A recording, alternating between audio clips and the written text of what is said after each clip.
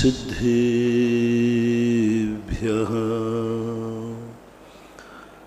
जय श्री ओम नमः सिद्धेभ्यः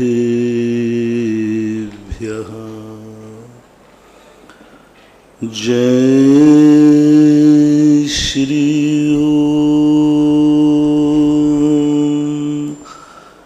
नमः सिद्धेभ्यः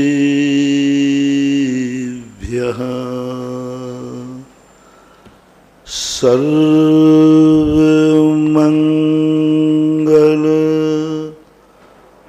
मांगल्यं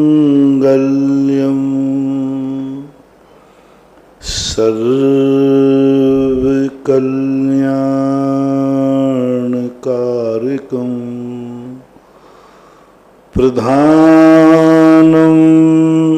सर्वधर्माणां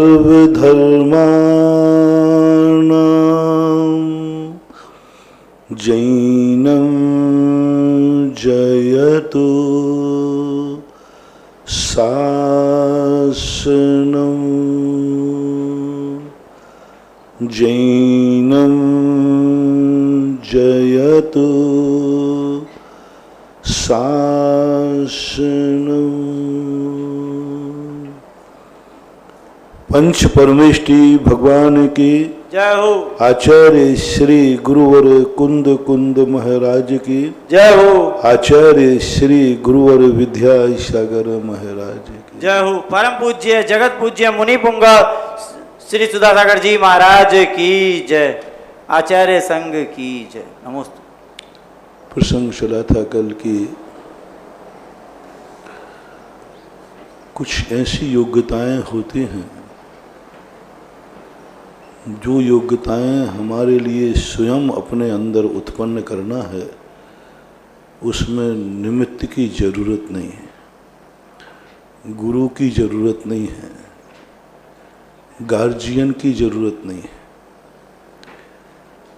यदि स्वयं की योग्यता कुछ भी हासिल नहीं है,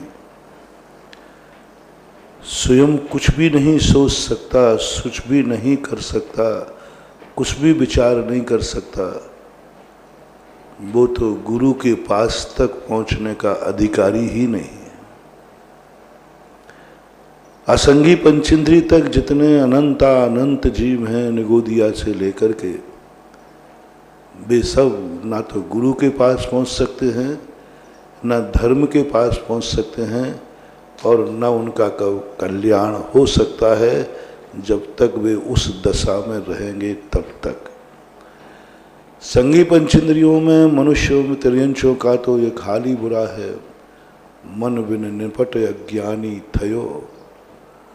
वो तो कल्याण में बहुत कम जीव होते हैं, उनका परसेंटेज बहुत कम है, उनकी संख्या बहुत ज़्यादा है संगी पंचेंद्रियों की, लेकिन कल्याण करने वालों की संख्या बहुत कम है। मनुष्यों में भी बहुत कम, परसेंटेज ही नहीं बनता। 29 अंक प्रमाण मनुष्य राशि में यदि देखा जाए तो बहुत कम लोग हैं, परसेंटेज बहुत कम है, अपने यहीं से लगा सकते हैं। कितने लोग सम्यक दृष्टि मान लो, कितने लोगों को धर्मात्मा मान लो, बहुत कम है। इसलिए उनको तो सब, उन्होंने तो कल मैंने कहा था ना, आपको वो लिस्ट बना के देना है, यदि आप गुरु से कुछ चाहते हैं, गुरु को चाहते हैं। यदि तुम्हारे मन में कुछ ऐसी प्रतीति हुई है कि मुझे गुरु से वह मिल सकता है जो मैं जीवन भर नहीं पा सकता, गुरु के पास एक ऐसी अच्छी वस्तु है। गुरु सबको नहीं बनाया जाता, हर व्यक्ति साधु हो सकता है, गुरु नहीं हो सकता। साधु वो स्वयं बनता है, गुरु शिष्य बनाता है। जैसे तुम एक पुरुष हो, तुम एक मानव हो, लेकिन जब तुम्हारी मानवता से हटकर कोई विशेषण तुम्हें मिला तो तुम्हें पर का आलम्बन लेना पड़ा। तुम बेटा नहीं बन सकते अपने आप कभी। बेटा बनने के लिए कोई भी देवताओं में बेटा नहीं होता, क्योंकि वहां माँ बाप नहीं। बेटा शब्द माँ बाप के अधीन है। कोई व्यक्ति अपने आप में पिता नहीं बन सकता, वो बेटे के अधीन है। कोई भी स्त्री पति और पत्नी नहीं बन सकती। पुरुष पति नहीं बन सकता, पत्नी के अधीन है। पत्नी नहीं बन सकता, पति के अधीन है। इसी प्रकार गुरुपद जो है वो स्वयं के अधीन नहीं है। कितने कितने महातपस्वी साधु भावलिंगी संत हो गए, लेकिन वे गुरु नहीं बन सकते। तीर्थंकर भी बनना चाहें तो अरहंत बन सकते हो आप,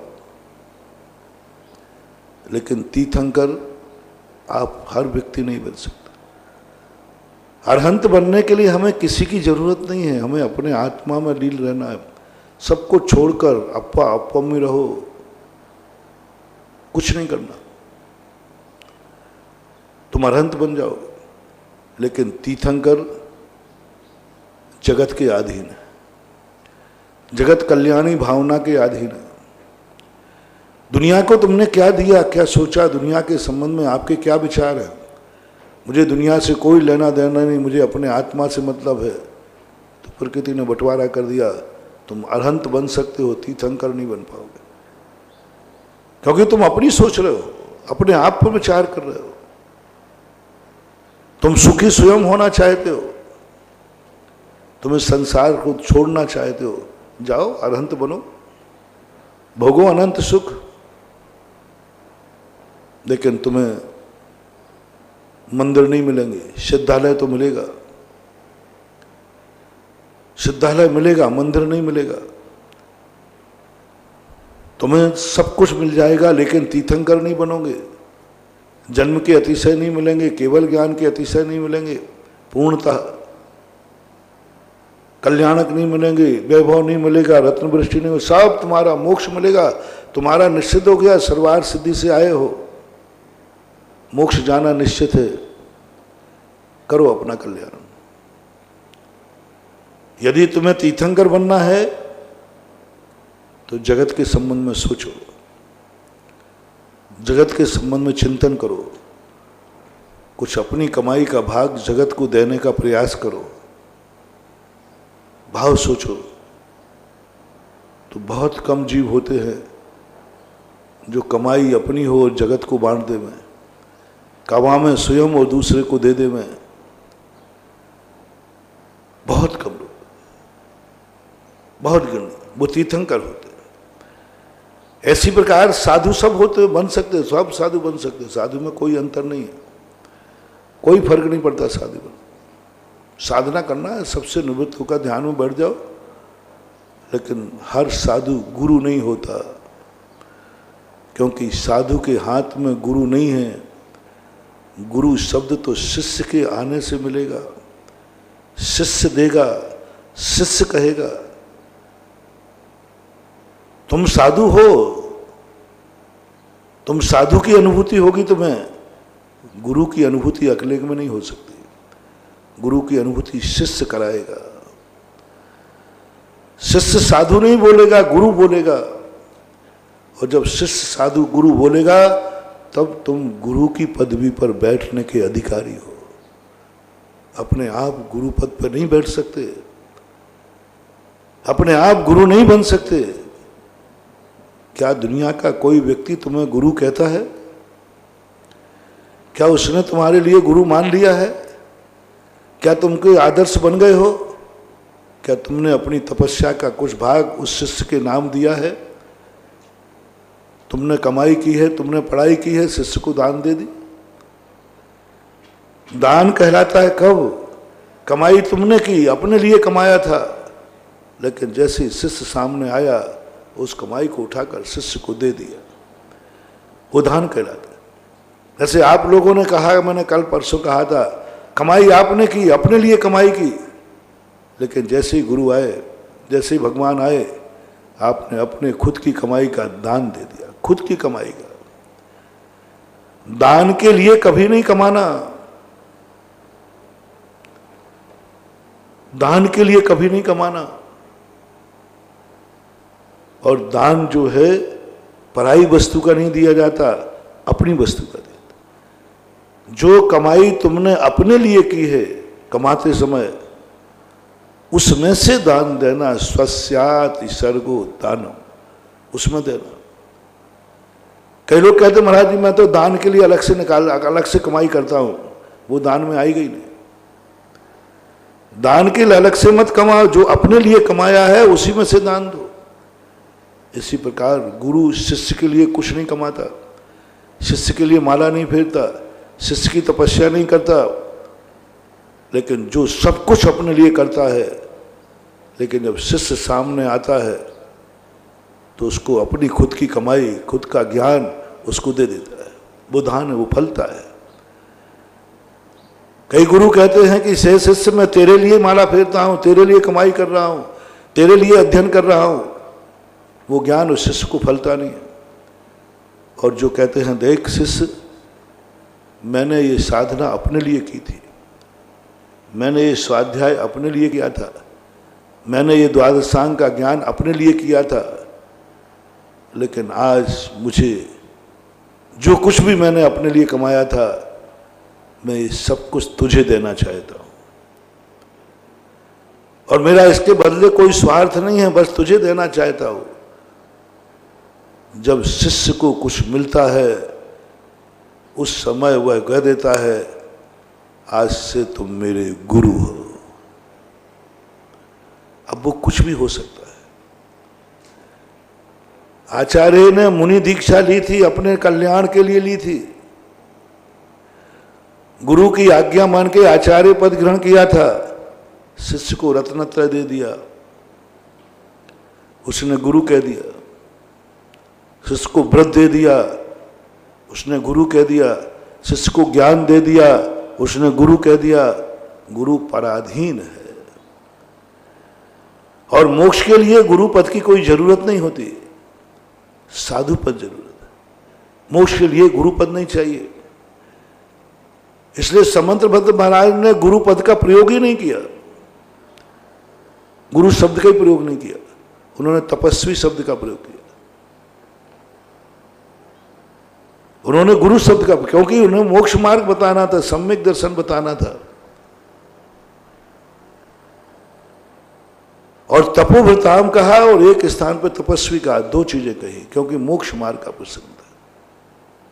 लेकिन जब शिष्य के लिए बात कही तब शिष्य के कारकोश में लिखा था तेरा तपस्वी कौन है, तेरा साधु कौन है। वहां अन्य आचार्यों ने लिखा तेरा गुरु कौन है। तेरा गुरु कौन है ये बता। गुरु से नहीं कहा तुम्हारा शिष्य कौन है, तुम किसके गुरु हो। आज तक किसी आचार्य ने अपने आप को गुरु नहीं लिखा, अपने आप को आचार्य नहीं लिखा। द्रव्य संग्रह में पूरा वर्णन कर दिया नेमिचंद आचार्य थे, लेकिन जब उन्होंने वर्णन किया नेमिचंद्र मुनिनाथ, मुनि कह दिया उन्होंने, आचार्य शब्द का प्रयोग। जितने लोग आचार्यों ने कहा अपना पेवर नाम शुद्ध दिया, लेकिन आचार्य आदि शब्द का विशेष आचार्यों ने प्रयोग नहीं किया, क्योंकि वो कहते हैं मेरा है ही नहीं, ये तो शिष्य के पुण्य से आता है। शिष्य कहता है, और शिष्य के कोश में कभी साधु नहीं लिखा रहता तुम्हारा साधु कौन है, तुम्हारा तपस्वी कौन है। वहां लिखा रहता तुम्हारा गुरु कौन है।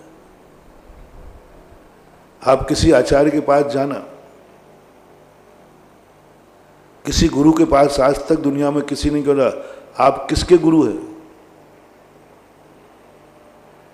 आप किसके गुरु हैं, ऐसा कोई नहीं पूछता। लेकिन शिष्य से हर कोई पूछता है कि आपके गुरु कौन है। शिष्य से पूछा जाता है गुरु कौन है। गुरु से नहीं पूछा जाता कि आपका शिष्य कौन है, आप किसके गुरु है। ये सभ्यता नहीं है। लेकिन ये सभ्यता है, शिष्य पूछा था तेरा गुरु कौन है, यानी तुझे इसलिए पूछा जाता है कि तू क्या कभी किसी की कृपा का पात्र बना? जिसका गुरु नहीं होता उसका जीवन शुरू नहीं होता। क्यों? यानी तू वो मूर्ख और अज्ञानी है जिसने गुरु ने भी तुझे योग्य नहीं समझा, क्योंकि गुरु अपनी संपत्ति, अपना ज्ञान पात्र को देते हैं, पात्र को देते हैं, हर किसी को नहीं देते। जब तुझे गुरु मिला ही नहीं तो इसका अर्थ तू कुपात्र है, पात्र नहीं है। और गुरु का नाम लेते ही मुझे सब कुछ गुरु से मिला, अपन सोचते हैं ऐसा कहने से हमें जो कुछ मिला गुरु से मिला, जो मेरे पास है गुरु से, तो अपन को लगता है और ये बड़ा गुरु भक्त है, बड़ा गुरु भक्त है। देखो हर कार्य में गुरु का नाम ले रहा है। सत्य ये नहीं है, ये सभ्यता है। हर बात में गुरु का नाम लेने का अर्थ है कि मैं वो हस्ती हूं जिसे गुरु ने भी हमें देने के लिए पात्र समझा। यानी मुझे जो मिला है गुरु से मिला है, यानी वो पात्र हूं जो मैं गुरु ने मुझे परख लिया। कौन से महाराज आए? बोले जिन्होंने चक्रवर्ती ने हार दिया। कौन से महाराज आए हैं? चक्रवर्ती ने हार दिया, नियम से महाराज छोका है। जो चक्रवर्ती अवध ज्ञानी का पात्र बन गया, अवध ज्ञानी और चक्रवर्ती ने जिसे पढ़ा लिया। मैं तो नहीं समझ पा रहा था कौन है, लेकिन इसको पात्र, चक्रवर्ती ने इसको पात्र माना कि ये दान देने के योग्य है। वृत्तियों को कोई नहीं पूछता था। पूज्यवर रविशरण महाराज बहुत दिन से वृत्ति लोग रह रहे थे, कोई उनकी इज्जत नहीं थी, कोई सम्मान नहीं था।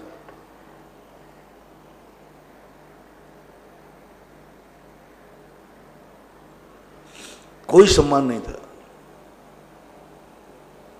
चक्रवर्ती ने एक दिन ऐसी व्यवस्था बनाई कि मैं वृत्तियों को सम्मानित करना चाहता हूं, मैं वृत्तियों को पहचानना चाहता हूं। उन्होंने जो भी अपनी व्यवस्था थी, उन्होंने परीक्षा के लिए कि कितने लोग वृत्ति हैं, और उन वृत्तियों के लिए अपने पास बुलाया। घास फूस बिछाकर, पूरी कहानी से मतलब नहीं है।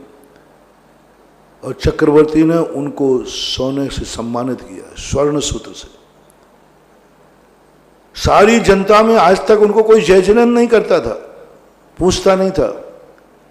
सारे लोगों ने कहा जिनका सम्मान चक्रवर्ती ने किया, भोजन कराया, जो चक्रवर्ती की दृष्टि में पात्र हैं, जरूर ये महान है।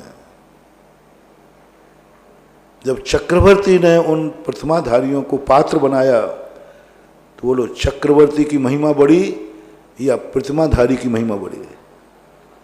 सम्मान किनका हुआ? इज्जत किसकी बढ़ी? क्योंकि चक्रवर्ती ने पात्र बनाया इनको। ऐसा ही कोई बड़े गुरु का शिष्य बनना चाहिए, हेरा खेरा का नहीं बनना चाहिए। जिनकी ख्याति हो, जिनका सारे संसार के लोग विश्वास करते हो, जिनकी इज्जत हो, हाँ, जिनकी हर क्रिया आगम हो, जिनकी हर क्रिया चलते फिरते महावीर हो, उनसे ज्ञान लेना महानुभाव, उनसे दीक्षा लेना। दीक्षा देने वाले बहुत हैं, हेरा खेरा ज्ञान देने वाले बहुत हैं, कोचिंग लगाने वाले बहुत हैं, सारे पद देने वाले बहुत हैं। उनसे दीक्षा कदापि मत लेना, उनसे व्रत भी कदापि मत लेना, उनसे नियम भी कदापि मत लेना, जो समाज में बदनाम है, जिनकी इज्जत समाज में नहीं है, जिनके नाम से लोगों को घृणा है, जिनके नाम बदनाम हो चुके हैं, जिनका सब कुछ बदनाम शुदा है, जिनकी चर्या निंदनीय है, जिनकी क्रियाएं निंदनीय है, जिनका सोच निंदनीय है, जिसका मन निंदनीय है, सब लोग जानते हैं, लेकिन साधु है। मत लेना, ध्यान रखना। बहुत बड़ी बात बता रहा हूं तुम्हें। हर व्यक्ति से दीक्षा नहीं ली जाती, व्रत नहीं लिया जाता। पहले सबसे पहले खोजो इस संसार में सबसे विश्ववंदनी कौन है। सबसे पहले देखो संसार में इज्जतवान कौन है, किसको लोग प्रमाणित मानते हैं, जिसको लोग भगवान के समान मानते हैं। बस यदि उसके हाथ से थोड़ा सा व्रत मिल जाए, एक व्रत मिल जाए, एक प्रतिमा मिल जाए, 2 प्रतिमाएं मिल जाएं, बस बेटा तुम्हारा सारा 3 लोग सम्मान करेगा, क्योंकि गुरु ने तुम्हें व्रत के योग्य समझ लिया, यानी व्रत दे दिए। गुरु हर व्यक्ति को व्रत नहीं देते, और तुम गुरु के पात्र बन गए। तुम्हारे लिए देवता भी कहें अरे ये उस गुरु की कृपा पात्र है, उस गुरु ने इसको पात्र माना जो सारे जगत का आदर्श है, जो सारे जगत के लोग भगवान मानते हैं। उससे उन गुरु की महिमा नहीं बढ़ेगी। यदि उन गुरु से तुझे एक व्रत भी मिल गया, एक अक्षर भी मिल गया, तो भी तेरी इज्जत इतनी बढ़ जाएगी कि 3 लोग में, क्योंकि अच्छा व्यक्ति अच्छे व्यक्ति को पात्र बनाता है। अच्छे व्यक्ति, हमारे पूज्य आचार्य महाराज का एक बहुत बड़ा, बहुत लोग हमारे यहाँ आचार्य महाराज के पास दीक्षा के लिए लाइन में खड़े रहते हैं। एक बार मैंने कई दीक्षा, ब्रह्मचर्य व्रत के लिए खड़े रहते। एक बार मैंने किसी से कहा, बड़े लोग थे, नाम नहीं बता रहा, महाराज जी आचार्य से दीक्षा नहीं देते, आप लोग कुछ कहो ना। हमने क्यों माथा फोड़ी में पड़े हो, दीक्षा लेने वाले बहुत हैं, जहां जाओ दीक्षा तो आजकल बहुत सस्ती मिलती है। जिसको जिस समय दीक्षा लेना हो तुरंत देने वाले लोग मैं बता देता हूं। कुछ दुकानें ऐसी हैं जहां हर माल लिया जाता है और हर माल बिकता है, हर माल। और तुम कहोगे मुझे दीक्षा से आचार्य पद चाहिए तो भी दिलवा दूंगा, उपाध्याय पद चाहिए तो दिलवा दूंगा, अरहंत और चाहिए क्या? नहीं नहीं बोलेगा, दीक्षा लेते ही तुम्हारी जो कंडीशन होगी सबके साथ तुम्हें दीक्षा ली। काहे कोई आचार्य जी के पीछे पड़ते हो? महाराज जी आचार्य जी सुनते ही नहीं।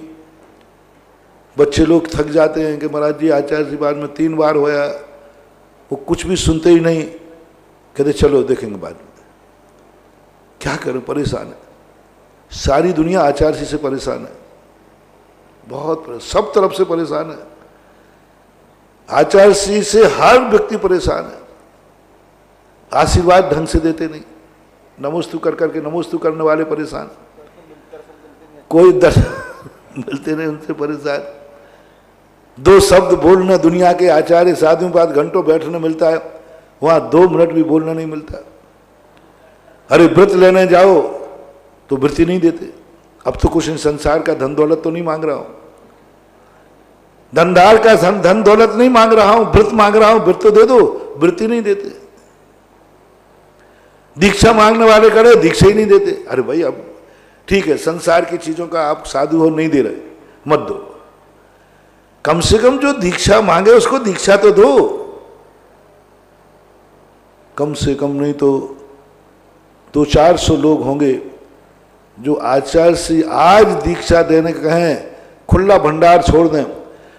आज मैं जिनको आना है सबको दीक्षा दूंगा, किसी को मना नहीं करूंगा, तो लगता मुझे 1000 पे नंबर पहुंच जाए, बहुत 1000 से भी ऊपर। एक दिन की घोषणा कर दें, आज घोषणा कर दें कि कल जितने लोग आ जाएंगे सबको दीक्षा मिलेगी, सबको दीक्षा मिलेगी।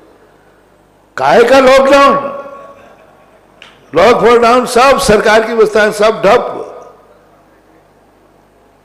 1000 से ऊपर का तो मुझे विश्वास है लोग श्रीफल चढ़ा दें। एक रात पहले घोषणा करना, आज शाम को ही घोषणा करा दें, रात भर में लोग जैसे तैसे कुछ भी करके हजारों लोग वहां श्रीफल पहुंच जाएंगे। तो फिर आचार्य श्री को जब लोग दीक्षा लेना चाहते, लोग तो कई दुकानें ऐसी होती हैं जिनके बाद लोग दुकान पर ग्राहकों को बुलाते हैं तो भी नहीं आते, और कई दुकानें होती हैं कि लोग ग्राहकों को भगाते हैं तो भी लोग, आचार्य श्री बहुत भगाते हैं, बहुत भगाते। उनको ये डर ही नहीं लगता कि मैं यहां जाऊंगा कोई दूसरी जगह दीक्षा ले लेगा, अभी मैं व्रत नहीं दूंगा दूसरी जगह व्रत ले लेगा। आचार्य श्री की सबसे बड़ी, मैंने पूज्य गुरुदेव का सबसे बड़ा गुण देखा, दुनिया के आचार्यों को डर लगता है, बहुत सारे ऐसे आचार्य जिनको डर लगता है कि यदि मैंने इसको व्रत नहीं दिया तो दूसरी जगह चला जाए। बहुत सारे दुकानदार डरते हैं कि यदि मैंने इसको माल नहीं दिया तो ये दूसरी दुकान पे चला जाएगा। आचार्य श्री सब डरते, मैं इसको व्रत नहीं दूंगा दूसरी जगह ले लेगा। बहुत सारी दुकानें, पर आचार्य श्री क्या निर्भीक हैं, गजब। उनको कभी विकल्प नहीं आया कि मैं दीक्षा नहीं दूंगा ये दूसरी जगह चला जाएगा। वो कहते ठीक है चला जाए। और उनसे मैंने कहा काहे को चक्कर में पड़ रहा हो, 1000 लोगों जिंदगी निकल गई तुम्हारे उनके चरणों में पड़े पड़े, दीक्षा नहीं मिली, और कई तो ऊपर चलेगा दीक्षा क्या क्या करके, दीक्षा की भावना कहते कहते ऊपर चले गए पर दीक्षा नहीं मिली। मैंने उनसे कहा हूं ऊपर से, काहे को चक्कर में पड़ रहा है, बहुत बड़े बड़े आचार्य हैं जिनके विचारों के पास एक भी शिष्य नहीं है, तुम पहुंच जाओ वे उठ के खड़े हो जाएंगे तुम्हारे स्वागत के लिए और तुम्हारी सब शर्त मान के दीक्षा दे देंगे। मैंने सोचू तो सही कि वे मेरे आचार्य श्री के लायक है कि नहीं। एक ब्रह्मचारी के साथ मैंने किया था, महाराज जी मैं तो कुछ समझ में नहीं आ रहा, 3 बार हुआ है आचार्य श्री कुछ देख ही नहीं रहे, कभी कुछ बहाना बना दे कभी कुछ, तो मुझे दूसरे आचार्य के पास चले जाओ वहां मिल जाएगी तुझे दीक्षा। दीक्षा ही तो लेना है, करना क्या है, कपड़े उतारो पिछी कमंडल लो आइए मुनि, समझ में नहीं आता, कोई कठिन काम। उसने कहा महाराज जी ये तो नहीं होगा। मैंने कहा वहां मिलेगी नहीं, तो मैं गुरु तो मैं आचार्य जी को मानूंगा, मैं व्रत रहित होकर मरने को तैयार हूं, लेकिन आचार्य श्री को गुरु अलावा दूसरे के गुरु के पास जाने को तैयार नहीं। मैंने व्रत नहीं देंगे, वो बोले नहीं देंगे तो क्या बात है, और दीक्षा नहीं मिलेगी तो बोले आचार्य श्री के पास मैं ब्रह्मचर्य व्रत लेके रह लूंगा, लेकिन दूसरे संघों में तो मैं आचार्य पद भी मिलेगा तो नहीं रहूंगा। और मैंने कहा ये क्या मामला है, दूसरे संघ में आचार्य पद मिल रहा है तो कह रहा है मुझे आचार्य पद नहीं चाहिए। मैंने कहा यहां तो ब्रह्मचारी बन के रहोगे, बोले आचार्य श्री के संघ में ब्रह्मचारी बन के रहना श्रेष्ठ है, लेकिन दूसरे यहां जाकर आचार्य पद लेकर के पिछी कमंडल लेके घूमना श्रेष्ठ नहीं है। ऐसे कितने ब्रह्मचारी हैं जिनको 25-25, 30-30 साल हो गए आचार्य श्री के आगे पीछे घूमने वाले, और दूसरे आचार्य कह रहे हैं मेरे यहां आ जाओ मैं तुम्हें आचार्य बना दूं। हमारे यहां के ब्रह्मचारी बहुत ज्ञानी है, बहुत ज्ञानी, अन्य संघों में चले जाएं डायरेक्ट आचार्य बनेंगे, क्योंकि उनके संघ में इतना ज्ञानी कोई है ही नहीं। लेकिन आचार्य श्री, और उसने कहा कि महाराज जी मैं तो नहीं जाऊंगा। मैंने कि जिंदगी में दीक्षा नहीं मिली तो बोले नहीं मिलेगी तो ठीक कोई बात नहीं, ब्रह्मचारी तो बना लेंगे, हाँ ब्रह्मचारी व्रत तो दे देंगे आचार्य, आज नहीं कल दे देंगे। तो बस महाराज उनका ब्रह्मचारी व्रत, यानी आचार्य विद्यासागर महाराज का ब्रह्मचारी और अन्य संघों का कोई आचार्य और मुनि दोनों को तराजू पर रखा जाए तो आचार्य विद्यासागर का ब्रह्मचारी अपने आप को ज्यादा सौभाग्यशाली मान रहा है कि मैं आचार्य श्री ने मुझे व्रत दिया है। क्यों? दूसरी तरफ मुनि पद मिल रहा है, आचार्य पद मिल रहा है, और यहां ब्रह्मचारी। क्यों इतना अंतर है? किसकी विशेषता है? ब्रह्मचारी पद बड़ा है कि आचार्य पद बड़ा है? मुनि पद बड़ा है?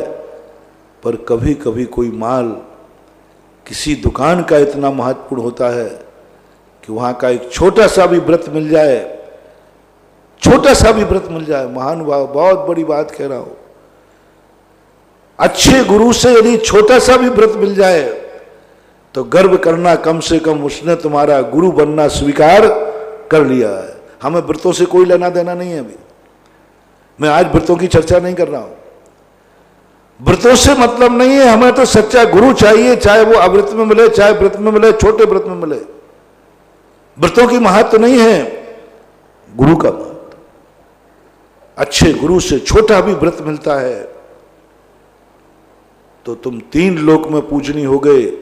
देवता भी कहेंगे ये एक इतने अच्छे गुरु का पात्र है, गुरु की कृपा हुई है, गुरु ने इसको व्रत दिया है, यानी ये पात्र है, इसके लिए बहुत बड़ी इज्जत तुम्हारी बढ़ जाएगी, बहुत इज्जत। इसलिए हमेशा ध्यान रखना। मैं तो सब चीजों में कहता हूं, आप पंचकल्याणक प्रतिष्ठाएं कराते, हर किसी से पंचकल्याणक प्रतिष्ठा नहीं कराना। मूर्तियां ही अकेले पूजनी नहीं है, प्रतिष्ठाएं पूजनी नहीं है। लोगों को जब पता चलता है इस मूर्ति की प्रतिष्ठा फलाने आचार्य ने की थी और वो आचार्य इज्जतवान है, ख्यातिवान है, सारा जगत उनकी साधना को मानता है, उसकी श्रद्धा बढ़ जाती है, आस्था बढ़ जाती है, नमस्कार का भाव बदल जाता है। अच्छा, उन आचार्य ने इसकी प्रतिष्ठा की। आप लोग मैं जो बोल रहा हूं अनुभव ही कर रहे होंगे। उन आचार्य महाराज ने प्रतिष्ठा की। हो एक मूर्ति का मैंने ही दर्शन करके चला गया। किसी ने बताया कि इसकी प्रतिष्ठा आचार्य ज्ञान सागर महाराज ने की थी। 2 घटनाएं घटी मेरे पास। महाराज जी इसकी प्रतिष्ठा पूज्य आचार्य शांति सागर महाराज ने की। मैं पुनः लौट के गया भगवान के। क्यों? बोले भगवान अभी तो मैंने यूं नमस्कार किया था, यूं जैसे अपन करते ना, और उस मूर्ति के प्रति मैं 5 मिनट खड़ा रहा। बोले अभी तो 1 मिनट आंख उठा के भी नहीं देखे था, यूं करके चला गया था। बोले भगवान आपको सूर्य मंत्र आचार्य शांति सागर ने दिया था, इसलिए नमोस्तु नमोस्तु झुक गया। मैं यूं पीछे करके नमोस्तु कर लिया था। लेकिन जैसे ही पूज्यवर शांति सागर का नाम सुना, ज्ञान सागर महाराज का नाम सुना, मैं झुक गया, सिर झुकाए रहा, मूर्ति को देख लिया। हे भगवान, हे प्रतिमा, भगवान को तो नहीं, हे मूर्ति, हे पाषाण, तू धन्य है जो आज के युग के ऐसे महात्मा आचार्य ने तेरे में सूर्य मंत्र दिया। जब मंदिरों में जाते हैं कई बार लोग कहते हैं, बोले महाराज जी ये वो प्रतिमा है जिसको फलाने शांति सागर महाराज ने दर्शन किए, इसका अभिषेक देखा उन्होंने, श्रद्धा बढ़ जाती। कई लोग, एक कैसा केकड़ी के पास में एक चापानेरी गांव, वहाँ एक मूर्ति है पारसनाथ, कोई ज़्यादा कोई खास नहीं है, कोई खास नहीं है, बस एक ही बात खास है वहाँ। मैंने कहा इसका अतिशय क्या है, इसका चमत्कार क्या है? बोले महाराज जी वो मूर्ति है जिस मूर्ति के सामने आचार्य विद्यासागर महाराज ने एक दिन उपवास करके 24 घंटे का ध्यान किया था। यहां सामयिक की थी उन्होंने। लोगों में बस यही अतिशय है कि ये मूर्ति वो है जहां इतने बड़े आचार्य ने ध्यान किया, दर्शन किया, इतने बड़े आचार्य ने। उस मूर्ति में दम नहीं है, उस मूर्ति में दम नहीं है, लेकिन नमोस्तु करने वाले ने उस मूर्ति को इतना दमदार बना दिया कि आज वहां के लोग लिखते हैं अतिशय तीर्थ क्षेत्र है। और अतिशय यही है कि आचार्य विद्यासागर महाराज ने यहां ध्यान किया था। कैसी चीज है? मैंने सोचा ऐसा भी कभी होता है क्या? पहले सोचता था, अब नहीं। पहले सोचता था कि मैंने कि मूर्ति है, सब कुछ है, आचार्य से नमोस्तु कर लिया तो क्या हो गया। अरे सूर्य मंत्र सब देते हैं, सभी महाराज एक से हैं, लेकिन शांति सागर महाराज ने सूर्य मंत्र दिया तो इस मूर्ति के प्रति मेरी श्रद्धा क्यों बढ़ गई। उन्होंने कौन सा नया मंत्र दिया था, यही तो दिया था, बढ़ गई। हमें बहुत वर्षों तक ये बात समझ में नहीं आई। ये बात कब समझ में आई, जब एक बार मैं पेपर देख रहा था तो एक वो सबसे लंबा हीरो ना अमिताभ बच्चन, वो एक तेल रखा, तेल वो लाल तेल होता है ना, लाल, हाँ नवरत्न कोई होता है, वो तेल को हाथ में यूं दिखा रहा था। तो एक व्यक्ति खड़ा था, बोले महाराज मालूम है ये जो है कम से कम नहीं तो 1 करोड़ का विज्ञापन है। उनकी मतलब, बोले अमिताभ बच्चन ने यूं उठा लिया ना, इतने उठाने का, एक फोटो खिंचवाने का 1 करोड़ लग जाएगा। मैंने कहा 1 करोड़ इतने उठाने का, तो मैं सारे गरीबों को भेजे देता हूं, वो हाथ में नहीं सिर को उठा लेंगे, उसको कम से कम 1000 रुपये दिलवा देना। बोले महाराज इसकी कीमत नहीं है। मैंने क्या बात है, अमिताभ बच्चन ने हाथ में ले लिया और उसकी 2 मिनट प्रशंसा कर दी, अरबों रुपए का तेल बिक जाएगा। बोले क्यों, ये वो तेल है इसे अमिताभ बच्चन ने पसंद किया है। कीमत तेल की नहीं है, कीमत तेल की नहीं है, ये तेल पसंद किसने किया है। एक अंतरराष्ट्रीय ख्याति प्राप्त फिल्म का हीरो, उसने पसंद किया, बस कोई कुछ नहीं देखेंगे, बस मुझे लाल तेल चाहिए। बोले क्यों, क्योंकि उसको छू किसने लिया। तब मैंने कहा कि वो सारी दुनिया सिर पर उठाने को कहने तो 1000 नहीं दे रहा है, इसने कई बार तो वो छूता भी नहीं, बाजू में खड़ा हो जाता है और सीसी बाजू में रखिए खड़ा है, तो भी इतने मात्र से करोड़ों रुपए उनको दिए जाते। और मैंने कहा ये सिद्धांत है हमारे धर्म का, मूर्ति की कीमत नहीं है, मूर्ति किसने छुई है, किसने नमोस्तु किया है, किसने वंदना की है, किसने सूर्य मंत्र दिया है, उसको देखकर जिस पर सारे जगत का विश्वास है कि उस साधु ने सूर्य मंत्र दिया है, नियम से इस मूर्ति में चमत्कार अतिशय है, कुछ भी नहीं परखना, कुछ भी नहीं देखना, वो कुछ भी नहीं देख रहा तेल में क्या है, बस अमिताभ बच्चन ने उठा लिया है, इसका अर्थ है सारी दुनिया का विश्वास है। कुछ नहीं देखती, सब कुछ मतलब नहीं है, क्योंकि वो नकली माल का विज्ञापन नहीं करता, वो असली का करता है। ऐसा ही सारी दुनिया में भक्त लोगों के मन में होता है। एक बार जबलपुर में एक चाय वाला था, अच्छी होटल थी, बोले महाराज जी हमें एक आशीर्वाद दे दो कि मेरे यहाँ एक दिन मुख्यमंत्री चाय पी जाए। मैंने पागल है, मुख्यमंत्री फोकट में पिएगा 100 लोग और कोई, महाराज आप तो बुलवा दो, उस दिन हम पैसे ही नहीं लेंगे किसी से। क्यों, बस एक फोटो उतार लेना, बस वो मेरे होटल में आकर चाय पीकर फोटो फोकट में।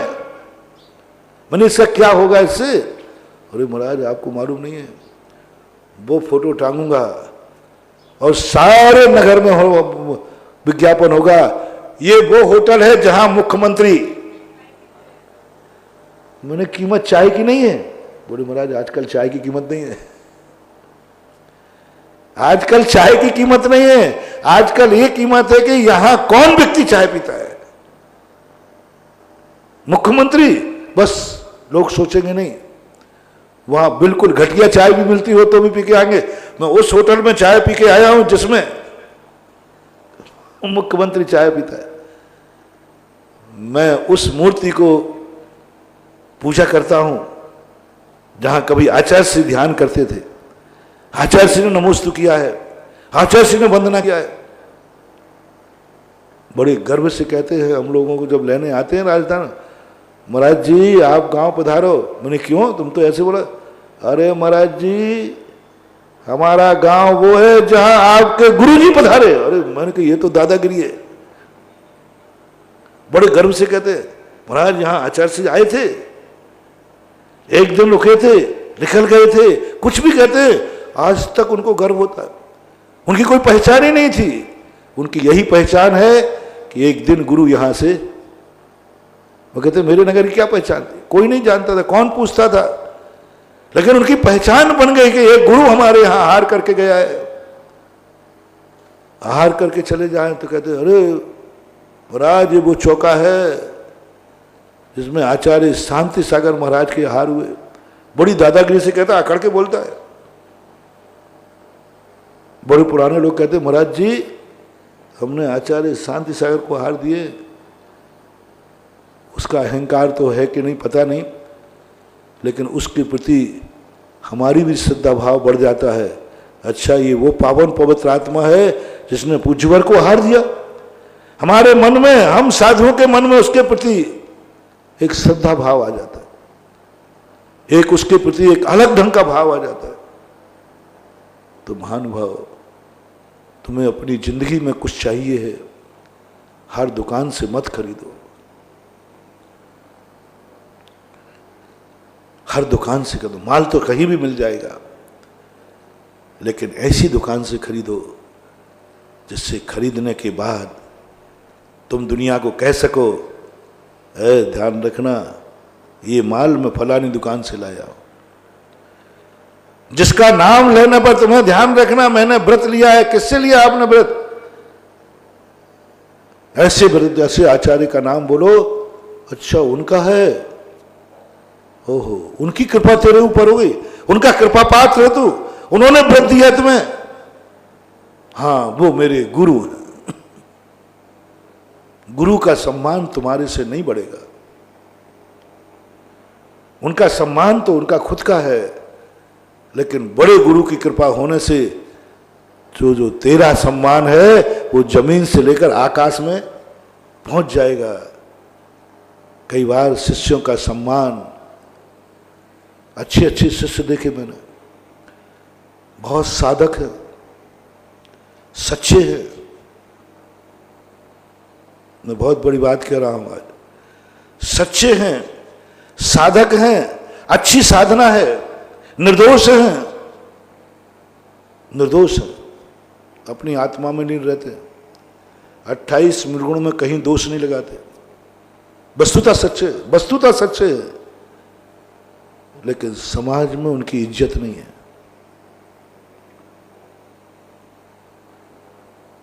समाज में उनकी इज्जत नहीं।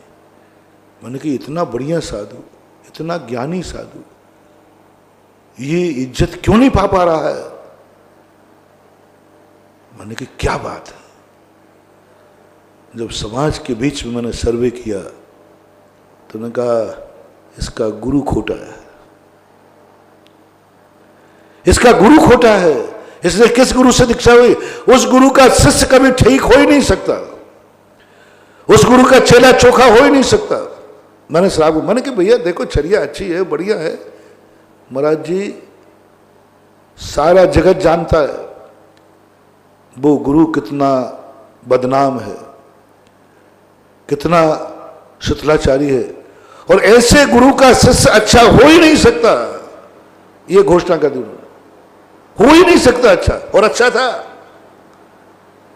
मैंने कि वाह रे वाह, शिष्य की साधना का कोई महत्व नहीं, शिष्य की तपस्या का कोई मतलब नहीं। उन्होंने मात्र श्लोकों ने इसलिए उसको उपेक्षा कर दी कि इसका गुरु खोटा है, और गुरु खोटा है तो चेला खोटा होगा ही होगा, उसको क्या परखना। कई लोग कहते हैं बदमाश दुकानदार यदि चोखा माल भी बेचे तो लोग क्या कहते हैं, वो चिल्ला रहा भैया आज तो बिल्कुल चोखा। अरे भैया वहां मत लेना, वहां का माल चोखा हो ही नहीं सकता, हो ही नहीं सकता। ये भी समाज होता है, और ये आज हो रहा है, देखने में आ रहा है। अच्छे अच्छे साधु समाज में सम्मान नहीं पा रहे, इज्जत नहीं पा रहे हैं। उनने एक भूल की,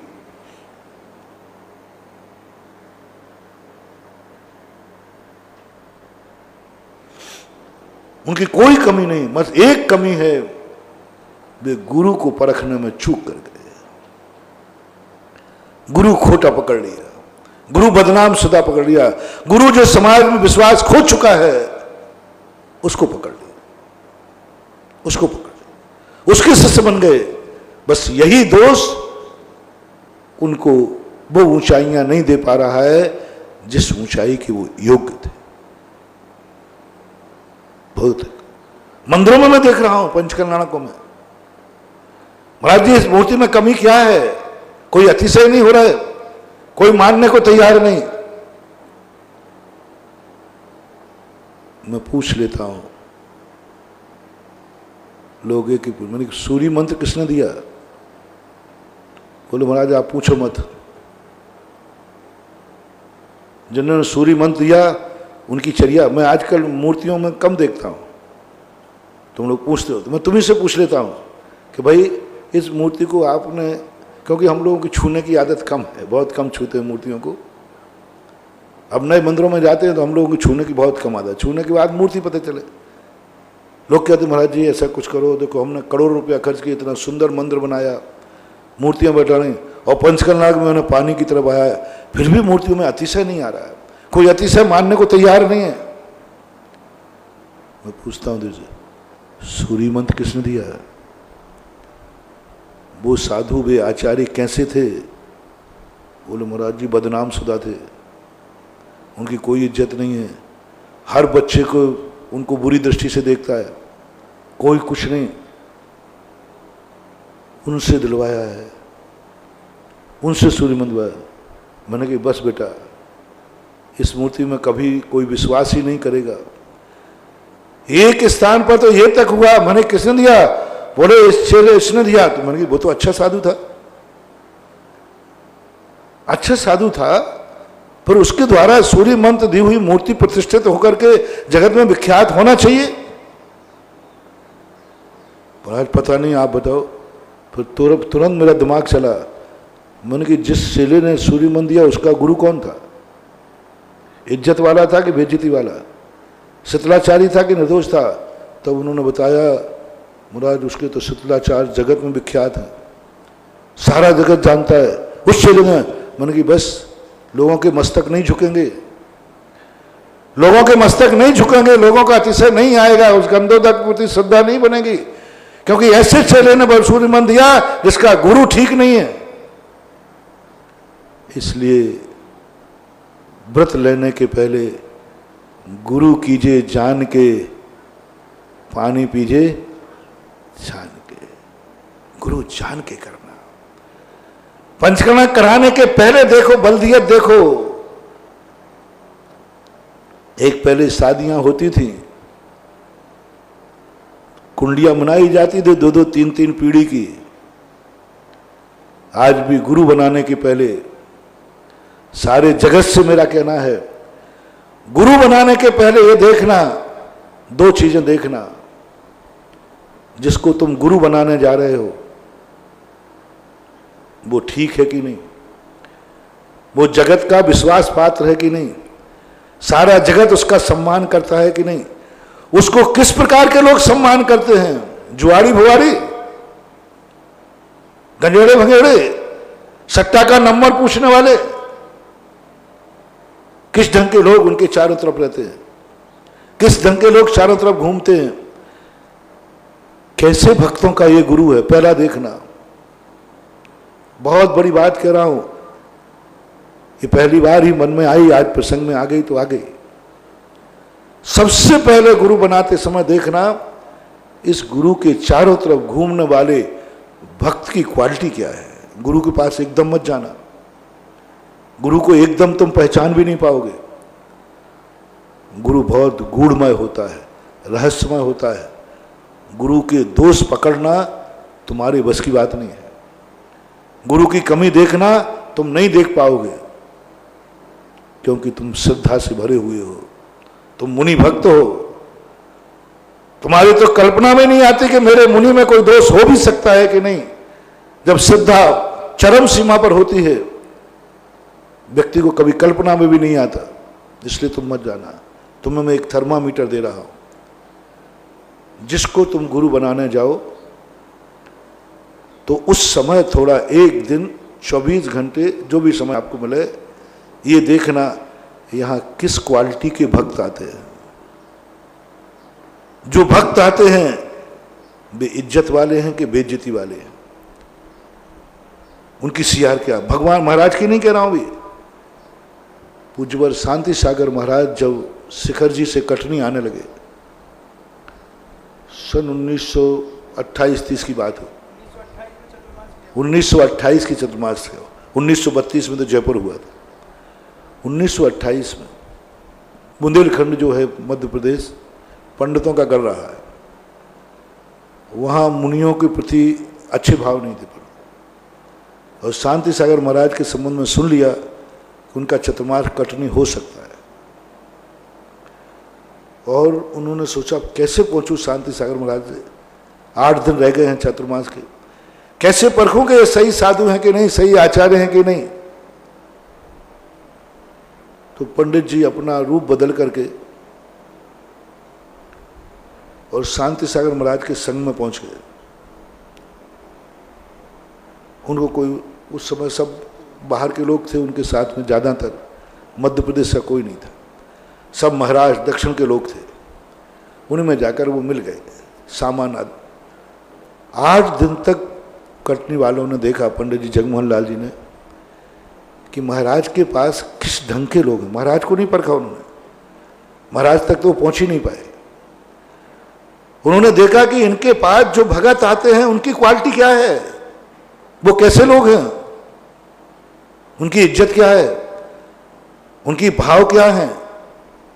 जब पंडित जी ने देखा, पंडित जी ने खुद सुनाया, महाराज वहाँ तो महाराज के जो इज्जत वाले लोग आ रहे थे, सम्मान वाले लोग आ रहे थे, जो जिनके कोई स्वार्थ नहीं थे, न वे गरीब थे, न वे जुआरी थे, इज्जतमान थे। कोई चर्चा ही नहीं थी कहीं पर, कोई धन दौलत संसार की कोई चर्चा ही नहीं करता था वहां। उन भक्तों को देख करके, आचार्य श्री के पास जो बैठे हुए भक्त दर्शनार्थियों को देखकर बोले, जो उनके साथ निकटवर्ती थे उनसे पूछे, महाराज जी क्या देते हैं, नंबर बताते हैं क्या कोई जुआ वगैरह का, कुछ ऐसे आशीर्वाद देते हैं क्या, कोई झाड़ा फूकी करते हैं क्या। तो लोग कहते, अरे क्या कर रहे हैं, शांति सागर महाराज है, ये सब यहां नहीं चलता। भक्तों को देख करके पंडित साहब की श्रद्धा शांति सागर महाराज के प्रति हुई, और 8वें दिन उन्होंने अपना परिचय देकर श्रीफल चढ़ाया कि गुरुदेव आप कटनी पधारे चतुर्मास के लिए। उस समय पंडित जी साहब वहाँ जो सवाई सिंह परिवार है उन परिवार से जुड़े हुए थे। तब जाकर के उन्होंने जाकर के श्रीफल चढ़ा के सर चतुर्मास कराया। यानी किसी व्यक्ति को यदि पहचान करना है बड़े आदमी की, गुरु की जिसकी खास तौर से, तो पहले भक्तों को देखो। यहाँ ये जमाल जोड़ा लगा है, इसमें भक्तों की क्वालिटी क्या है। बदनाम शुदा की भीड़ लगी है, शराबी जुआरियों की जो भीड़ लगी है, समझ लेना जिसके भक्त ऐसे हैं वो जरूर खोटा होगा, क्योंकि जुआरी कहाँ आएगा, सच्चे गुरु के पास के जुआरी गुरु के पास। हाँ, वो नियम से कुछ ना कुछ यहां गड़बड़ है, उसको देखो। देखो मूर्ति का अतिशय समझना है, मूर्ति चमत्कारी है। देखो वहां किस ढंग के लोग आते हैं, किस ढंग के लोग आते हैं, कौन से लोग वहां पूजा अर्चना करते हैं, कैसे लोग नमस्कार करते हैं। देखो फिर देखो उनका, जब तुम ये देख लो, फर्स्ट एड बताता हूं, गुरु बनाने की कला। जिसको गुरु बनाओ उसके भक्तों की पहले परीक्षा करो, भक्तों को देखो, और ये देखने के बाद अभी महाराज को मत देखना, जिसको गुरु बनाना है उसको मत देखना, तुम देखना इसका गुरु कैसा था। जब तुम शादी विवाह करते थे पहले के लोग, तो लड़का लड़की को नहीं देखते थे, पहले देखते थे इसकी बल्दियत तो बताओ, इसका बाप कौन है, इसका दादा कौन है, इसकी माँ किस कुल की है, इसका ननिहाल कौसा है, ये पूछते थे। लड़का लड़की तो बाद में लास्ट में देखते थे। पहले बाप पसंद आ जाए तो बच्ची पसंद है, बाप बेटा पसंद आए, हाँ, क्या बात है, क्या बात है। ये है हमारे भारत का आदर्श। पहले लोग किसको पसंद करेंगे? बाप पसंद है। समधी पहले पसंद है कि नहीं? कुंवर साहब, तो बात की बात है। समधी बनाओ पहले, समधी पसंद करो पहले। समधी कैसा है, लड़के का बाप कैसा है, 50% तो वही तुम्हारा निर्णय हो जाएगा।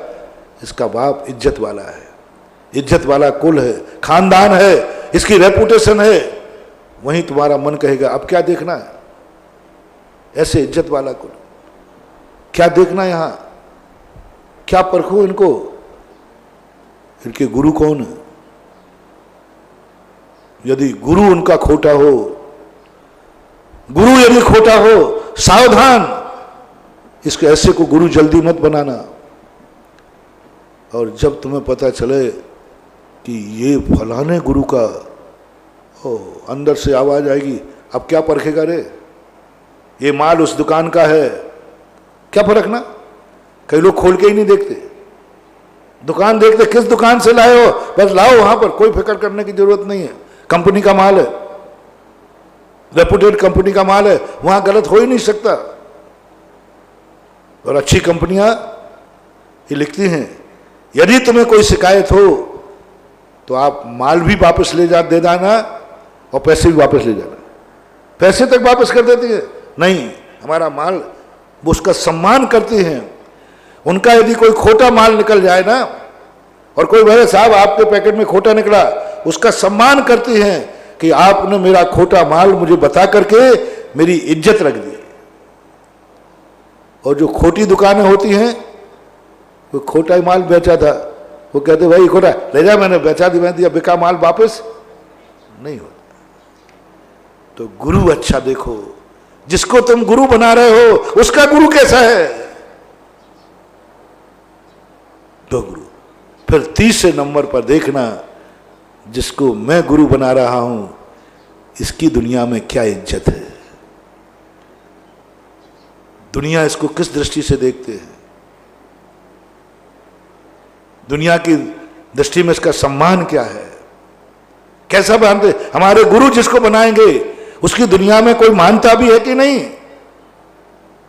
ये तीन चीजें देखने के बाद फिर गुरु बनाना।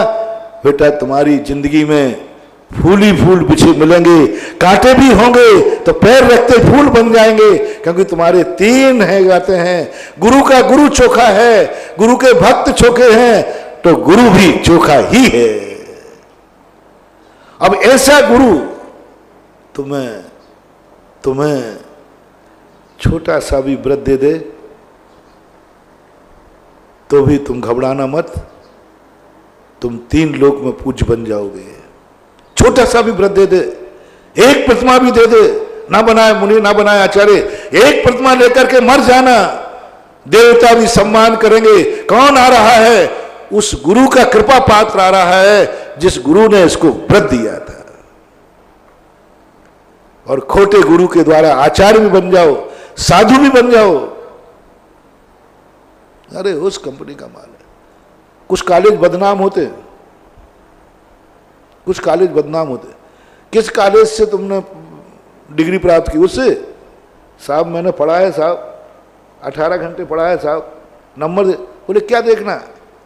कई यूनिवर्सिटियां ऐसी बदनाम होती हैं जिनके ऊपर ही देख के ही कंपनी वाला कहता है, नंबर देखते ही नहीं। बुंदेलखंड में एक कौन सा विश्वविद्यालय है, नाम नहीं आने, झांसी में बुंदेलखंड विद्यालय कहलाते शायद, झांसी में एक, वो इतना बदनाम है, इतना बदनाम है कि वहां की डिग्री देखते लोग कहते 250 रुपए में मिली होगी।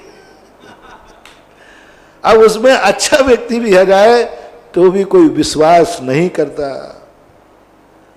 और ये एक अच्छा कॉलेज होता है, उनके नंबर नहीं देखता इन कंपनी वाले। बोले किस कॉलेज से इसने डिग्री प्राप्त की? उस कॉलेज से कुछ नहीं, सोचते ही नहीं, विचार ही नहीं करना।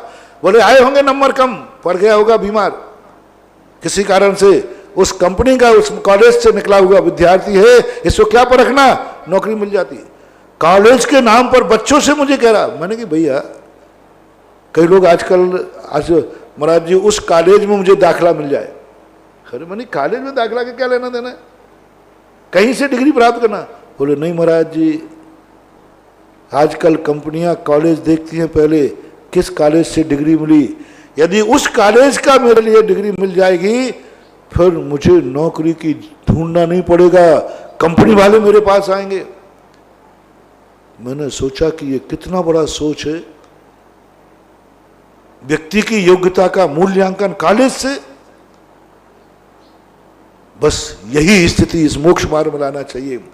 किस गुरु के शिष्य हो तुम, उस गुरु के शिष्य बन जाओगे तो सारे 3 लोक के लोग तुम्हें खोजते हुए आएंगे। बोले वहां का एक प्रतिमाधारी भी महान होगा, चोखा होगा, तत्व ज्ञानी होगा, तत्व दृष्टा होगा, सम्यक दृष्टि होगा। क्या खोजना, क्या देखना। अच्छे गुरु के चिल्ले की व्यक्ति उपाधि नहीं देखते हैं, अच्छे गुरु को देखते हैं। तो अपनी जिंदगी में ये ध्यान रखना। और अच्छे गुरु की कल जो अपन ने चर्चा की थी, पहला ऐसा गुरु यदि तुम्हारे सामने है, ऐसा गुरु जैसा हमने बताया है, ऐसा इज्जत वाला गुरु मिला, मत छोड़ो रे, मत पढ़ो इन पीछी कमंडलों के। पीछी कमंडल तो इतने बार ले चुके हो कि मेरू पर्वत भी पार कर जाए। लेकिन एक सच्चे गुरु का कृपा हो जाए, पात्र बन जाओ, पात्र बन जाओ। दाता तो बहुत है, पात्रों की कमी है। दाता तो बहुत है, देने वाले बहुत हैं। इस संसार में देने वाले को लेने वाला नहीं मिल रहा है। देने वाले बहुत हैं, लेने वालों की कमी है। भीख लेने वाले बहुत है, दान लेने वालों की कमी है। किसको दूं दान, किसकी झोली में डालूं दान। जिसकी झोली देख रहा हूं झोली फटी हुई है, झोली गंदी है, पात्र गंदा है। अच्छे अच्छे लोग, जितने अच्छे लोग होते हैं वे हर किसी को दान नहीं देते, हर किसी को नहीं देते। वो कहते हैं कि मेरा दान के योग्य चाहिए, मुझे पात्र चाहिए। भरत चक्रवर्ती का जैसे ये देखा, सारे जगत में उनकी पूजा होने लगी, वे अहंकार में चले गए। यहां तक घोषणाएं हो गई, जैन दर्शन के अनुसार ब्राह्मण अवध है, क्योंकि वो चक्रवर्ती का कृपा पात्र। चक्रवर्ती ने जिसे पात्र मान लिया, चक्रवर्ती कह रहा है ये पात्र है, इसका मैं सम्मान करूंगा। इतना सम्मान मिला, इतना सम्मान मिला, जहां चाहे सम्मान। और यहां तक कि राजाओं ने घोषणा कर दी जो जो ब्राह्मण है वो अवध है। लेकिन ब्राह्मण कौन था? ब्राह्मण, वास्तविक ब्राह्मण जो है, प्रतिमाधारी को ब्राह्मण बोलते हैं, देशभृति को ब्राह्मण बोलते हैं। 12 व्रत जिसके पास है वो ब्राह्मण होता है, जिसका परिग्रह का प्रमाण हो।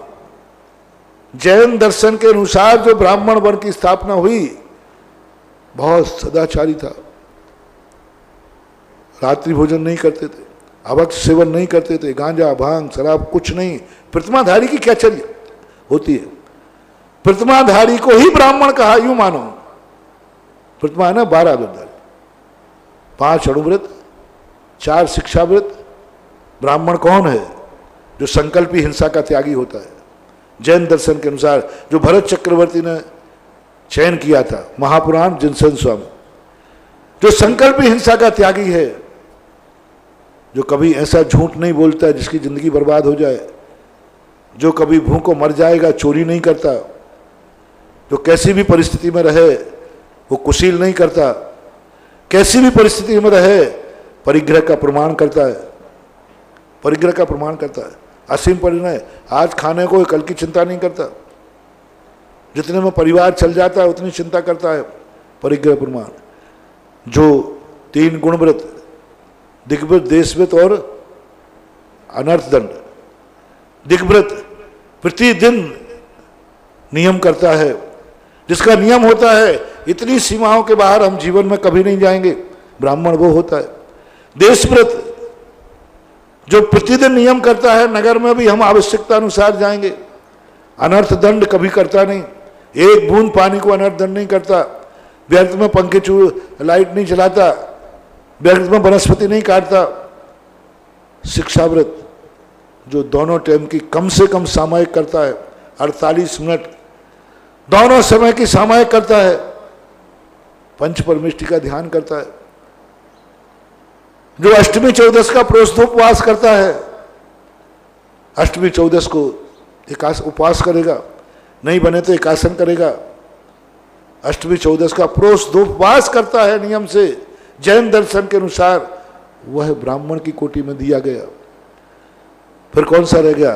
प्रोष्ठोपवास, भोगोपभोग परिमाण व्रत, जो भोगोपभोग सामग्री है उसमें सीमित करता है, अभक्ष का सेवन नहीं करता,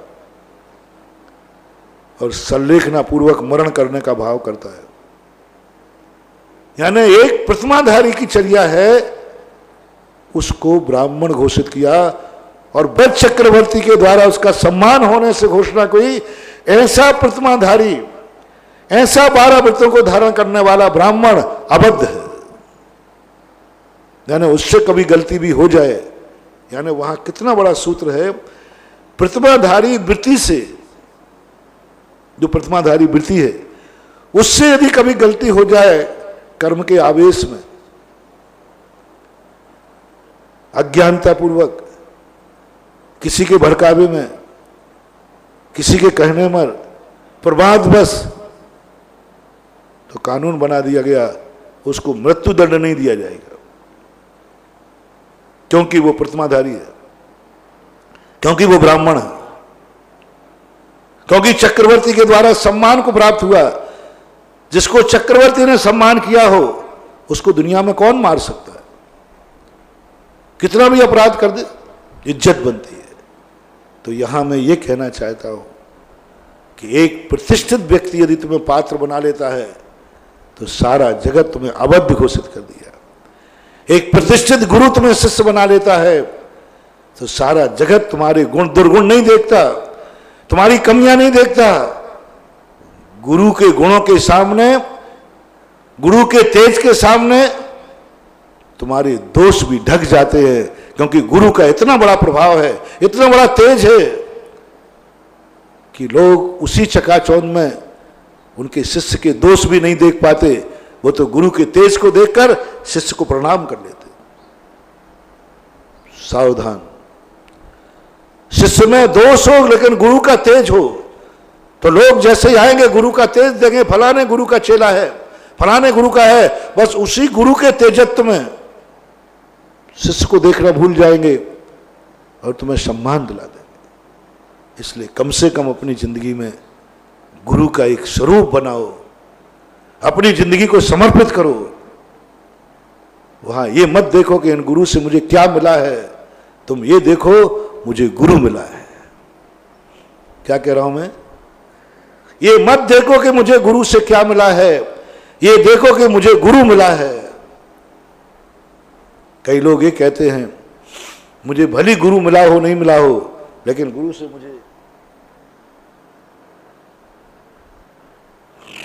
गुरु से मुझे आचार्य पद मिला है, गुरु से मुझे उपाध्याय पद मिला है, गुरु से मुझे दीक्षा मिली है, गुरु से मुझे इतना बड़ा पूरे संघ का वसीयत मिल गई है।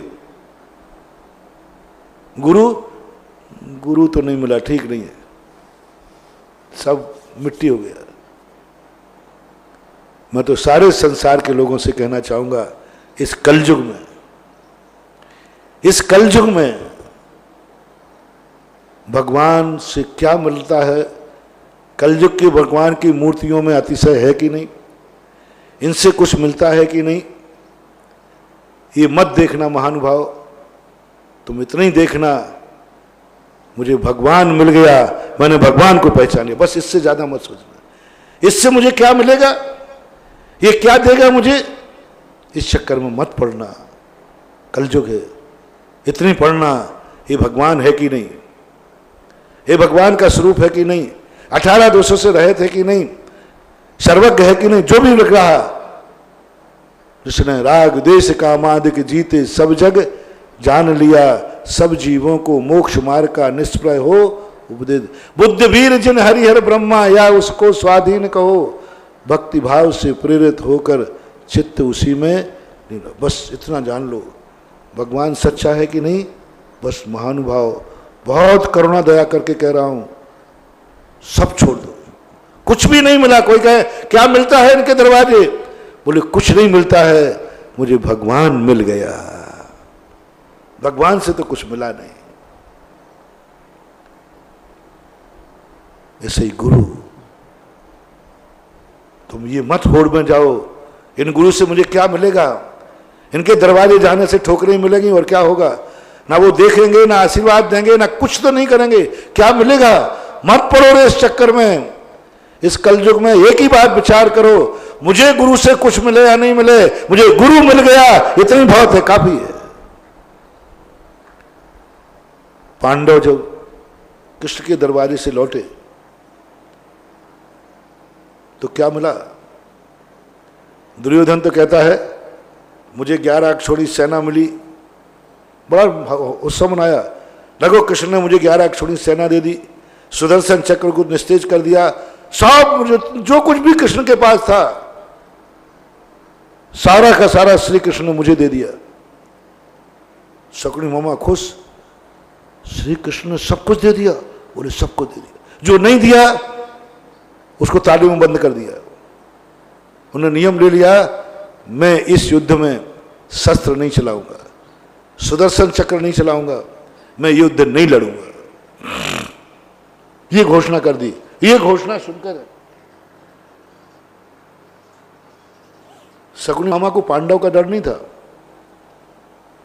शकुनी मामा को डर था वासुदेव का, श्री कृष्ण का, क्योंकि वो कृष्ण के पक्ष में थे। सुभद्रा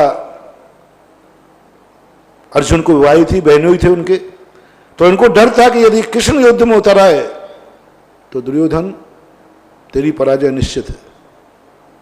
यदि श्री कृष्ण युद्ध में आ गए तो कोई नहीं जीत पाएगा, क्योंकि उनके पास सुदर्शन चक्र है। लेकिन जब दुर्योधन ने कहा कि उन्होंने सब कुछ मुझे दे दिया है, तब शकुनी मामा खुश हो गया। और दुर्योधन भी खुद, मुझे सब मिल गया, सब मिल गया। अकेले क्या नहीं मिला था, कृष्ण मिले। वो कहा क्या करेगा निहत्था कृष्ण, क्या करेगा निहत्था। और अर्जुन जब लौट के आए सबने कहा कृष्ण जी ने क्या दिया, तो लोगों के पास कुछ बचा ही नहीं था। बोले कहां गया, बोले मेरे पहले ही उन्होंने सब दुर्योधन को दे दिया। सबके चेहरे उतर गए। वही तो ताकत थी, वही तो ताकत थी।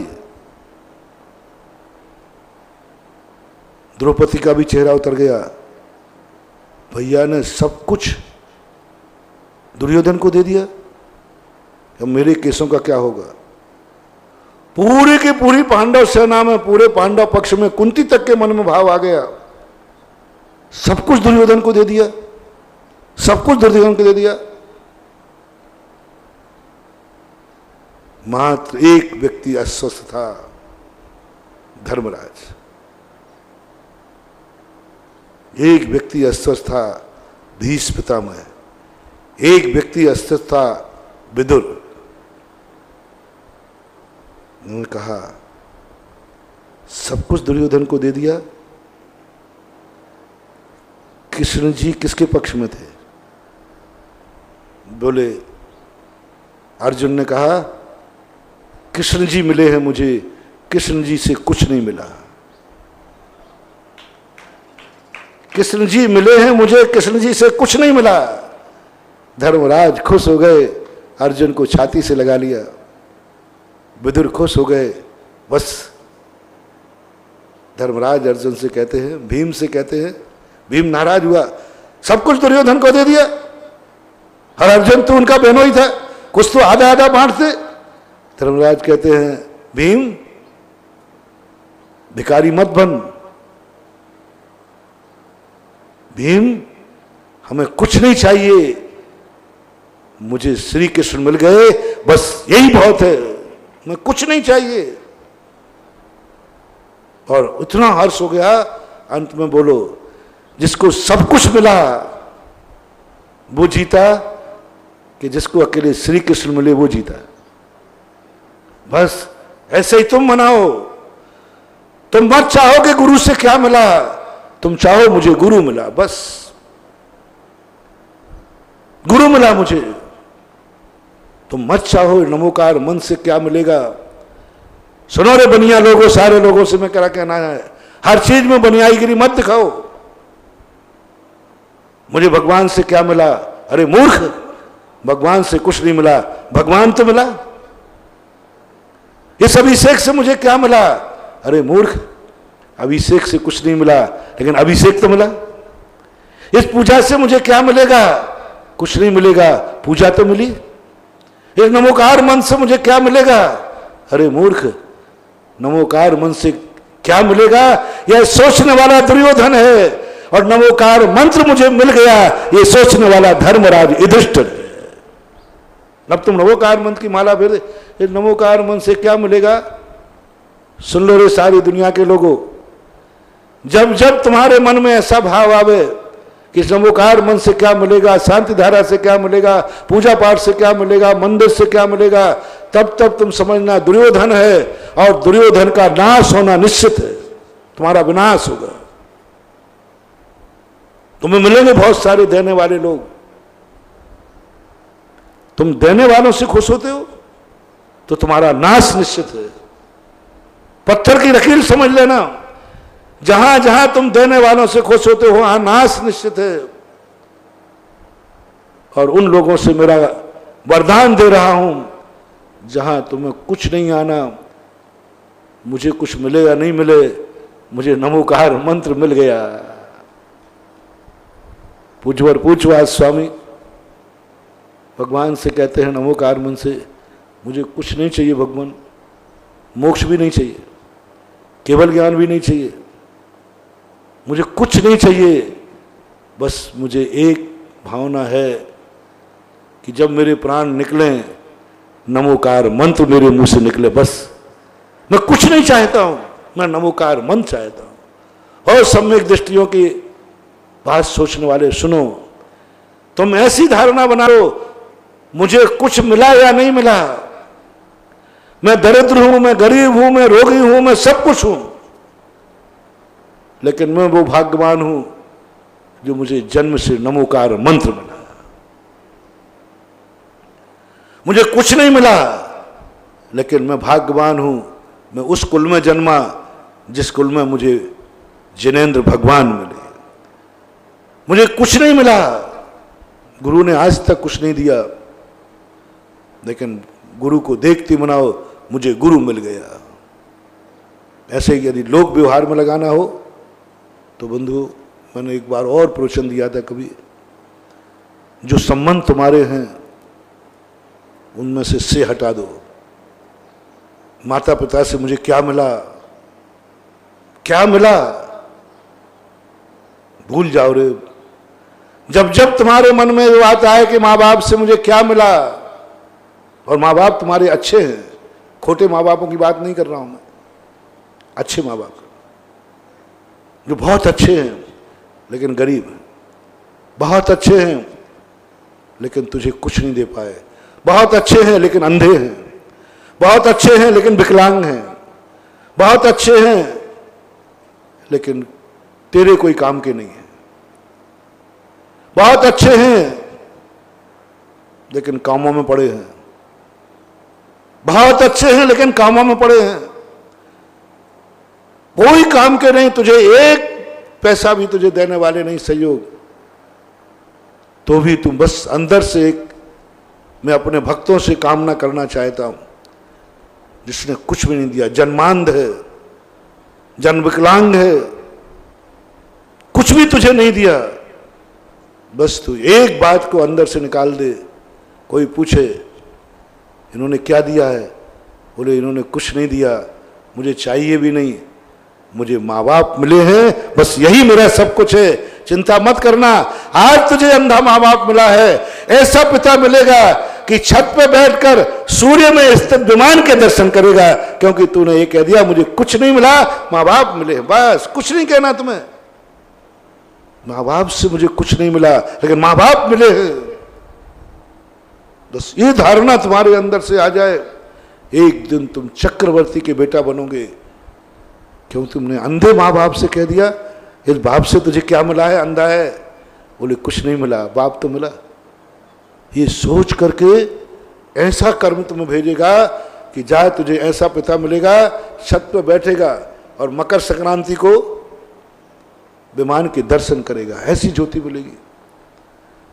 ऐसा बलशाली मिलेगा, ऐसा बलशाली मिलेगा कि पृथ्वी को भी हाथ से उठा के उछाल देगा।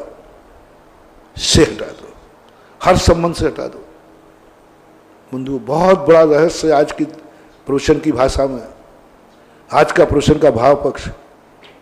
ऐसे ही तुम दो भाई हो, भाई से तुम्हें क्या मिला सोचना छोड़ दो। क्या देगा वो, क्या दे पाया? कुछ नहीं। तुम हर संबंध में एक ही बात करो, मुझे कुछ नहीं चाहिए, इससे कुछ नहीं मिलेगा, मुझे भाई मिला, बस बात खत्म करो, यहीं खत्म करो। पूर्ण विराम लगा दो जिंदगी का, पूर्ण विराम लगा दो। बल्कि लगा सको तो इस कलयुग में 2 लाइनें खींच दो, मुझे कुछ नहीं चाहिए, मुझे भाई चाहिए, वो भाई मिल गया। चाहो ऐसे भाई पाओगे, ऐसे भाई मिलेंगे जैसे राम लक्ष्मण की जोड़ी मिलेगी। ये राम लक्ष्मण की जोड़ी कैसे, उनके प्रेम कैसा? कुछ नहीं बंधुओं, पूर्व भाव में इन दोनों ने यह भाव किया होगा, मुझे कुछ नहीं चाहिए, मुझे भाई चाहिए, ना धन चाहिए, ना दौलत चाहिए, कुछ नहीं चाहिए, भाई चाहिए। ऐसे ही तुम हर संबंध में, पति पत्नी में भी यही लगा लेना, मुझे कुछ नहीं मिला, कुछ नहीं चाहिए, मुझे पत्नी मिली, मुझे पति मिला। जिससे भी तुम्हारा जो संबंध हो, जिससे भी तुम्हें प्रेम हो, जिससे भी तुम्हें राग हो, जो तुम चाहते हो, उसके संबंध में एक ही बात विचार करना, मुझे इनसे कुछ नहीं मिला लेकिन हमें यह वस्तु मिल गई। ऐसा समर्पण ऐसा आ जाए तुम्हारे मंत्र में। अभिषेक करते समय तुम ये मत सोचना इस शांति धारा से क्या होगा, तुम तो ये सोचना क्या होगा मुझे पता नहीं है, मुझे तो अभाग्य है मेरे कि मैंने भगवान की शांति धारा करने को मुझे मिल गया। शांति धारा मुझे मिली, नमोकार मंत्र मुझे मिला, गुरु मुझे मिला, सब तरफ उस वस्तु की कीमत अपना लो तुम बस। और एक बार तुम ये करके देखो, मत देखो इस कृष्ण के पास, श्री कृष्ण के पास क्या है। सारी दुनिया तुम्हारी मजाक उड़ाएगी, हंसी उड़ाएगी। क्या है तेरे पास? अर्जुन दुर्योधन के पास तो वैसे ही सेना ज्यादा थी, बड़े बड़े लोग थे, और कृष्ण जी की सेना और मिल गई थी। करेला और नीम चढ़ा, मुट्ठी भर भी नहीं थी पांडवों के पास, मुट्ठी भर भी नहीं थी। एक तास्त्री के तीर में पांडव की सेना उड़ जाएगी, द्रोणाचार्य के एक ललकार में भाग जाएंगे। सब कुछ नहीं था, मात्र श्री कृष्ण थे। तुमसे मैं पूछता हूं, उस व्यक्ति से पूछता हूं जिसके पास कुछ भी नहीं है, खाने को भी नहीं है, कुछ भी नहीं है, बस इतना सा पूछूंगा मैं, तेरे पास नमोकार मंत्र है? बोले है, मैं आशीर्वाद देने को तैयार हूं, विजयी भव, सफल भव। भगवान मेरे पास कुछ नहीं है नमोकार मंत्र है ना तुम्हारे पास? वो तो नहीं भूले हो? नहीं, वो तो नहीं भूला हूं, वो तो मेरे पास है। गुरु? बोले गुरु भी है, भगवान वो भी है, धर्म वो भी है, फिर क्या नहीं है? क्या नहीं है? ओ बनिया लोगो, क्या नहीं है? बोले महाराज जी मकान नहीं है। ऐसे ही बोलोगे ना, ऐसे ही बोलते हो ना आप लोग। मैंने कहा भैया भगवान है कि नहीं? हाँ महाराज भगवान तो है, मेरे गांव में मंदिर भी है। भगवान अच्छे हैं कि नहीं? अरे महाराज बहुत अच्छे हैं, और ऐसे भगवान है आचार्य श्री ने सूर्य मंत्र दिया है। अच्छा, ऐसे भगवान है तेरे पास? हाँ, नमोकार महाराज आता है, भक्तांबर आता है, सब कुछ आता है, फिर हम कि अब क्या नहीं है, सब तो है तेरे पास। बोले महाराज जी मकान नहीं है, महाराज जी दुकान नहीं है, महाराज जी धन दौलत नहीं है, महाराज गाड़ी घोड़ा नहीं है, महाराज बेटा बिटिया नहीं है। अब मैं क्या क्या कहूं, क्या क्या नहीं है। सब कुछ तुम्हारे पास होकर तुम्हारे पास ये नहीं है, इसी का नाम दुर्योधन है। तुम दुर्योधन हो और तुम्हारे पास कुछ भी नहीं है, और तुम्हारे अंदर से आवाज आ जाए मेरे पास नमोकार मंत्र है, मेरे पास गुरु है, मेरे पास भगवान है, मेरे पास धर्म है, मेरे पास सत्य है, बस कूद पड़ो, आ जाने दो युद्ध के मैदान में, कूद पड़ो। एक नीति है, मोटा देख के डरना नहीं, ऐसे क्या है ना बोलेंगे, दुबला देख के लड़ना नहीं। ऐसे नहीं देखना कि भैया ये मोटा ताजा है पिचल देगा। मोटा देख के डरना नहीं, दुबला देख के भिड़ना नहीं। सेना को देख के मत डरो कि इतनी सेना है, तुम्हारे पास शक्ति है, कृष्ण जी हैं, धर्म है। बहुत बड़ी मार्मिक बात आज कही। अभी वो लिस्ट और बना लो जो कल होमवर्क दिया था। तुम्हें इस दुनिया में क्या क्या पसंद नहीं है, क्या क्या तुम्हें बुरा लगता है, क्या क्या जो तुम्हें घृणा है, ऐसी कौन सी बातें हैं, तुम वो लिख लेना। क्योंकि महाराज को बताना उचित नहीं होता है, क्योंकि वो बहुत ऊंचाई पर पहुंच गए हैं, उन बुराइयों को बहुत पीछे छोड़ गए हैं। उनको याद करना भी, अपने कारण उनको याद करें वो अपनी गरिमा के खिलाफ है। हम उनको नीचे न उतारें, हम उन बातों को भगवान के गुरु के मुख से न कहलवाएं जो वो छोड़ चुके हैं। वे शराब पीना छोड़ चुके हैं, हम वो ये ना कहें तुम शराब तो नहीं पीते हो। वो शराब शब्द मेरे कारण उनके मुख से निकले, शराब का स्वरूप वो हमारे कारण से अपने मन में लावे नहीं। ऐसा गंदापन को अपने गुरु को, हम स्वच्छ होवे या ना होवे, लेकिन मेरे कारण से गुरु को उन गंदी बातों का विचार न करना पड़े, इस पर सोचना है। महावीर भगवान की जय। परम पूज्य निर्यापक समर मुनि पुंगव श्री सुधासागर जी महाराज की जय। समस्त मुनि संघ की जय। जिनवाणी के ज्ञान से सूझे लोकालोक, सो वाणी मस्तक धरु सदा देत हूँ ढोक। हे जिनवाणी भारती तो हे जपो दिन रहन, जो तेरा शरण आ गया सो पावे सुख चैन। देव भजुअरि हंत को गुरु सेवा निर्ग्रंथ, दया धर्म पालो सदा यही मोक्ष का पंथ।